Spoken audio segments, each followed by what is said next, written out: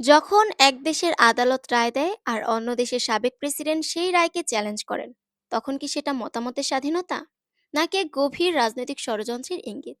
ইউরোপের হৃদয়ে হঠাৎ হস্তক্ষেপ ট্রাম্পের, এই রহস্য কি কেবল শুরু? মার্কিন সাবেক প্রেসিডেন্ট ডোনাল্ড ট্রাম্পকে সরাসরি ফ্রান্সের অভ্যন্তরীণ রাজনীতিতে হস্তক্ষেপের অভিযোগে অভিযুক্ত করেছেন ফরাসি প্রধানমন্ত্রী ফ্রাসোরা বাও।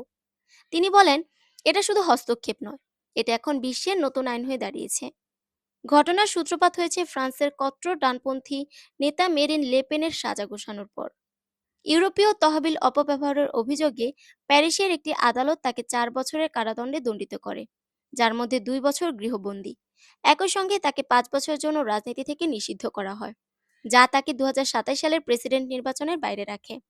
এই রায়ের বিরুদ্ধে ট্রাম্প ট্রুথ সোশ্যালে বিস্ফোরক প্রতিক্রিয়া দেন।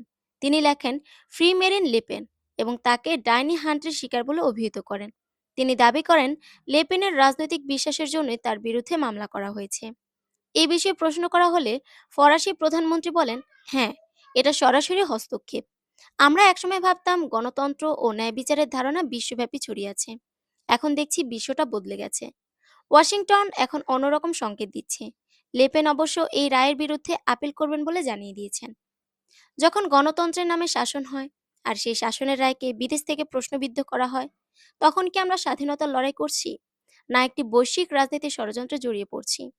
আপনার মতে ট্রাম্প কি শুধু মত প্রকাশ করেছেন, নাকি এটি ছিল রাজনৈতিক অগ্রাসন? কমেন্টে জানান আপনার বিশ্লেষণ।